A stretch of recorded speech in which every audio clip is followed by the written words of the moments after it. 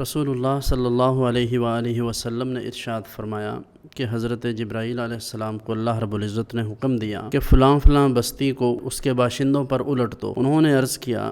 کہ مالک کریم، اس میں تو تیرا ایک ایسا بندہ بھی رہتا ہے جس نے پلک جھپکنے کے برابر بھی تیری نافرمانی نہیں کی، ہمہ وقت تیری عبادت میں مصروف رہتا ہے۔ اللہ رب العزت نے ارشاد فرمایا کہ اسے بھی اس عذاب میں مبتلا کر دو، چونکہ جب دین کو بگاڑا جا رہا تھا، جب میری نافرمانیاں کی جا رہی تھیں، تو اس کا چہرہ کبھی دکھ کے ساتھ اور تکلیف کے ساتھ متغیر بھی نہیں ہوا۔ چنانچہ وہ لوگ جو معاشرے میں تمام تر برائیوں کو